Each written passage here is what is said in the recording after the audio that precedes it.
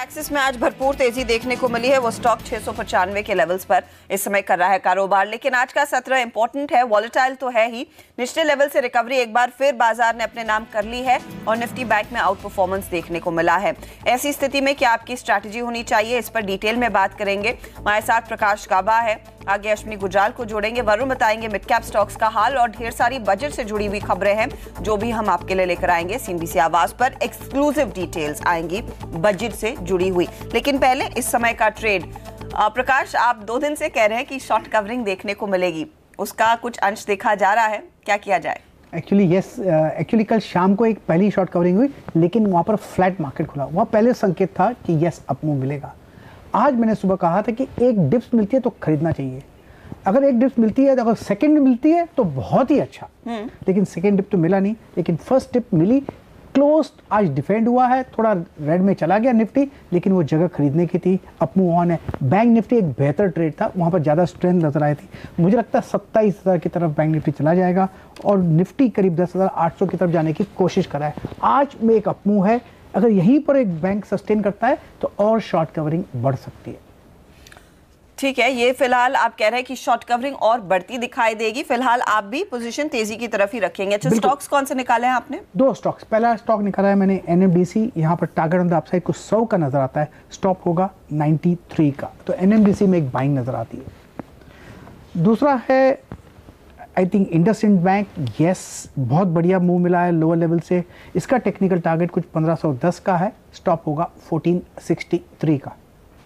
Okay, तो IndusInd bank, क्योंकि निजी बैंकों में आज काफी जोश देखने को मिल रहा है, तो 1510 के टारगेट के लिए आप तेजी करके चले। और एनएमडीसी में भी एक अच्छी तेजी देखी गई है, 100 के टारगेट के लिए खरीदारी करनी चाहिए। इनफैक्ट आज एनएमडीसी टॉप तेजी वाले काउंटर्स में शामिल है। उसका डिटेल वरुण बताएंगे और वरुण ये भी बताएंगे कि दूसरे कौन से स्टॉक्स हैं जिनमें एक्शन देखने को मिला है। वरुण, देखिए, मिड कैप इंडेक्स में हमने देखा था कि कल कुछ बाइंग देखने मिली थी और आज वो बाइंग जो है वो कंटिन्यू होती हुई हरे निशान में ट्रेड कर रहा है, ये एक अच्छी बात है। जिन स्टॉक्स में आज अच्छी खासी तेजी देखने मिले उसमें काफी हद तक जो सरकारी बैंक है वहां तेजी है। सिंडिकेट बैंक को देख लीजिए, करीब 4.5% के आसपास की तेजी। अदानी ग्रुप स्टॉक्स यहाँ गेन से, अदानी पावर 4.5% के आसपास की तेजी दिखा रहा है। एनएमडीसी, दरअसल ब्राजील में कुछ माइंस है, कुछ बड़ी माइंस है, वो बंद हो गई है, जिसके कारण आयरन ओर की जो कीमतें हैं वो बढ़ी है, उसका फायदा मिल रहा है एनएमडीसी को, और इसके 3.25% के आसपास की तेजी और राइट्स में भी अच्छे खासे गेंस देखे जा रहे हैं। वहीं फोकस में एचईजी और ग्रेफाइट, आपने देखा था लगातार इन काउंटर्स में गिरावट देखने मिली थी, 52 वीक लो पे चले गए थे, लेकिन अब वहां से एक बाउंस बैक है। दोनों ही काउंटर्स को देख लीजिए, 10% के आसपास के गेंस इन काउंटर में। तो आज की हाईलाइट तो एचईजी और ग्रेफाइट है, जहां एक अच्छा टर्न अराउंड देखने मिल रहा है। इसके अलावा फोकस में कुछ स्टॉक्स है, गोदरेज कंज्यूमर, डीसीएम, श्रीराम। नतीजों के बाद इन स्टॉक्स में गोदरेज कंज्यूमर्स में गिरावट, डीसीएम, श्रीराम में खरीदारी देखने मिल रही है। एल&टी टेक सर्विसेज प्रमोटर आज ओएफएस के जरिए इस काउंटर में अपना हिस्सा जो है वो घटा रहे हैं, उसका इंपैक्ट है। और डीएचएफएल तो जो कोबरा पोस्ट ने इनकी जो हालत खराब की है, लगातार इस काउंटर में गिरावट देखने मिल रही है। इस पूरे वीक में करीब 24-25% के आसपास की गिरावट स्टॉक में ऑलरेडी आ चुकी है। वहीं एक सेक्टर जो आज बस कर रहा है वो है mid cap IT stocks. Mphasis, Cyient, Persistent System 2.5 से 3-3.5% के आसपास की तेजी इन काउंटर्स में देखी जा रही है। वहीं देखिए, काफ़ी सारे मिड कैप स्टॉक्स ऐसे हैं जिनके नतीजे आने वाले हैं, उसमें देखिए किस तरह का मूव देखने मिल रहा है। बीएल, नतीजों के पहले स्टॉक में करीब 3% के आसपास की तेजी है। नतीजे अच्छे आने वाले, जो नए ऑर्डर्स मिले उसका भरपूर फायदा मिलेगा। आय में 18% की बढ़त, मुनाफे में 13% की बढ़त होगी, लेकिन याद रखें अदर इनकम कम हो सकती है। और जो नए ऑर्डर्स है उसमें ईवीएम का भी ऑर्डर था, जहां मार्जिन्स कम रहते हैं, इसके लिए मार्जिन्स बढ़ेंगे लेकिन कुछ कम, 17.7% से बढ़ के 18% आएंगे। जुबिलेंट फूड, नतीजे अच्छे रहने चाहिए, सेम स्टोर सेल ग्रोथ जो है 12 से 13% के आसपास रहेगी। और कंपनी का जो मुनाफा है उसमें करीब 28-29% के आसपास की बढ़ोतरी हो सकती है। मार्जिन्स भी इस कंपनी के सुधरेंगे। और तीसरी कंपनी जो है वो है जेएसडब्ल्यू एनर्जी। लो बेस के चलते इस कंपनी के जो नतीजे हैं वो अच्छे रहेंगे, लेकिन देखिए जो मार्जिन्स है जी वो कुछ हद तक कमजोर रह सकता है। 29% से गिर के ये 26% पे आएंगे। मुनाफा करीब 15% के आसपास बढ़ सकता है। तो ये 3 इंपॉर्टेंट मिड कैप स्टॉक्स है जिनके नतीजे आने वाले हैं, इन पे नजर रखें। तो ये फिलहाल वो स्टॉक्स जिनका नंबर्स का बेसब्री से इंतजार है। और जुबिलेंट की कल भी हम बात कर रहे थे, 1200 के ऊपर का टारगेट्स का वादा तो दिया है टेक्निकल चार्टिस्ट ने, देखते हैं नंबर्स कैसे रहते हैं, उसके बाद एक अग्रेसिव मूव आता है या नहीं। फिलहाल निफ्टी बहुत बढ़िया चाल खेल रहा है, 10,675 तक के लेवल्स आ चुके हैं, लेकिन बजट पर भी हमारी नजरें हैं और खासकर कोल्ड चेन और वेयर हाउसिंग धंधे से जुड़ी कंपनियों के लिए इस बारी बजट एक सौगात लेकर आएगा। सूत्रों से जानकारी मिली है कि कृषि निर्यात को बढ़ावा देने के लिए सरकार बजट में 500 करोड़ तक का सप्लाई लिंकेज फंड बना सकती है। ज्यादा डिटेल्स लेकर तैयार हैं आलोक प्रियदर्शी, हमारे संवाददाता। आलोक, बताइए क्या जानकारी हाथ लगी है? कृषि उत्पादों की सप्लाई और निर्यात से जुड़ी हुई कोल्ड चेन, वेयर हाउसिंग और लॉजिस्टिक कंपनियों के लिए अच्छी खबर है। सूत्रों के मुताबिक सरकार इस बार के अंतरिम बजट में एग्रीकल्चर एक्सपोर्ट पॉलिसी के तहत एक सप्लाई लिंकेज फंड का ऐलान कर सकती है, जिसके तहत करीब 500 करोड़ रुपए का एलोकेशन भी किया जा सकता है। सरकार इस फंड का इस्तेमाल बैकवर्ड और फॉरवर्ड लिंकेज के लिए करेगी, ताकि किसानों की जो सीधी उपज है उसका लाभकारी मूल्य मिल सके और उस उत्पाद को सीधे निर्यात भी किया जा सके। सरकार अब इस सेक्टर में इस फंड का इस्तेमाल तमाम जितनी भी सप्लाई लिंकेज से जुड़ी हुई कंपनियां हैं उनको मदद देने के लिए करेगी, ताकि किसानों को उनका लाभकारी मूल्य मिल सके और साथ ही साथ उनके उत्पाद को निर्यात भी सही समय पर किया जा सके। सरकार की मंशा यही है कि अगर किसानों की आमदनी दोगुना करना है 2022 तक, तो इस पूरे एग्रीकल्चर सेक्टर में किसानों के लिए एक बेहतरीन और मजबूत इंफ्रास्ट्रक्चर को तैयार किया जाए, और इसी इंफ्रास्ट्रक्चर को तैयार करने की मंशा से सरकार इस फंड का इस्तेमाल करेगी, ताकि पूरे सिस्टम में एक सुदूर गांव में अगर कोई भी किसान है तो उसकी फसल का उसको अच्छा मूल्य मिल सके और उनकी आमदनी बढ़ सके, और सरकार इसी मंशा से इस फंड का इस्तेमाल करेगी।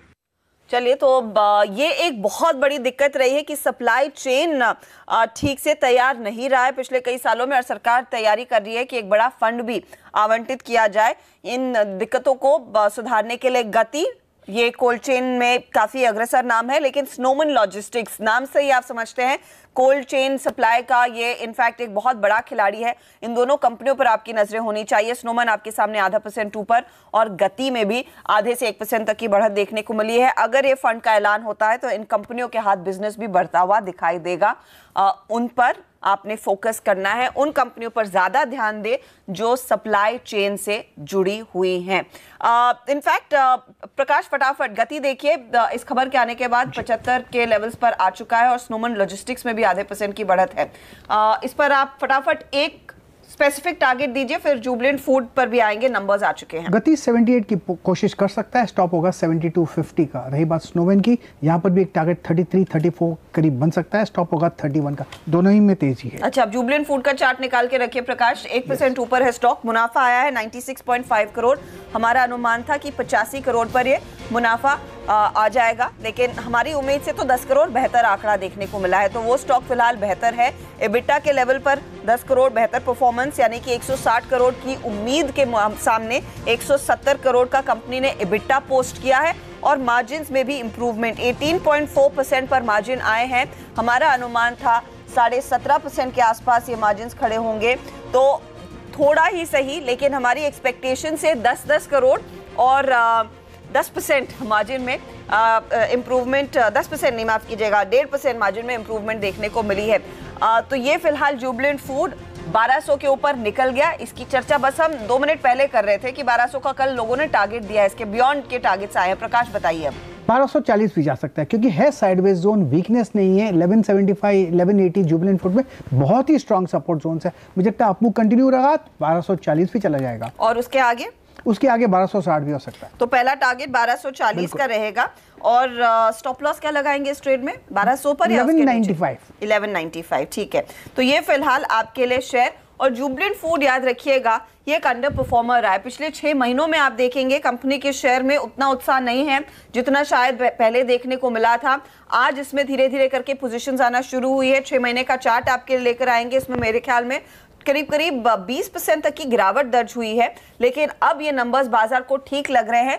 लेकिन इन नंबर्स को आप ऐसे ही ना पढ़ें, इसमें एक और डेटा पॉइंट आएगा। वो डेटा पॉइंट आएगा सेम स्टोर सेल्स ग्रोथ, यानी कि एग्जिस्टिंग जो इनकी दुकानें हैं, जहां से डोमिनोज पिज्जा या फिर अपने डंकिन डोनट्स बेचते हैं, एक पर्टिकुलर स्टोर में क्वार्टर ऑन क्वार्टर कितनी इंप्रूवमेंट देखने को मिली है, उस नंबर का भी इंतजार रहेगा। ये फिलहाल आपके सामने 2% ऊपर, नोट कीजिएगा टारगेट 1240, एक बढ़िया इस समय का ट्रेड आपके सामने। और आय के पैमाने पर भी 929 करोड़ का आंकड़ा देखने को मिला है। ये भी एक बढ़िया परफॉर्मेंस ही है। तो थम्स अप जुबिलेंट फूड, फिलहाल तो मार्केट ने यही दिया है। लेकिन बजट के साथ रहते हुए हमने कई दिग्गजों से और कई कॉर्पोरेट हस्तियों से बात की है कि वो इस बारी बजट से क्या चाहते हैं। एक तो उम्मीद है कि ग्रामीण और कृषि क्षेत्र पर काफी फोकस रहेगा। आरबीएल बैंक के ईडी राजीव आहूजा का भी यही अनुमान है कि ये एक एग्री फोकस किसानों के लिए खास बजट तैयार किया जाएगा। देखिए, बजट ये थोड़ा थोड़ा इसमें शशोपंज है कि ये पूरा बजट होगा, वोटर अकाउंट होगा या दरमियाना होगा। पर आई थिंक डायरेक्शनली गवर्नमेंट अपनी पॉलिसी रूरल फार्मर्स और ये चाहेगी जिस तरह से अगर क्रेडिट ग्रोथ एमएसएमई और फार्मर सेगमेंट्स को मिले तो उसके लिए ये पॉजिटिव रहेगा मेरे ख्याल से। इंटेंशन बिल्कुल स्ट्रांग रहेगी गवर्नमेंट की कि ये इन सेगमेंट्स के लिए स्ट्रांग रहे।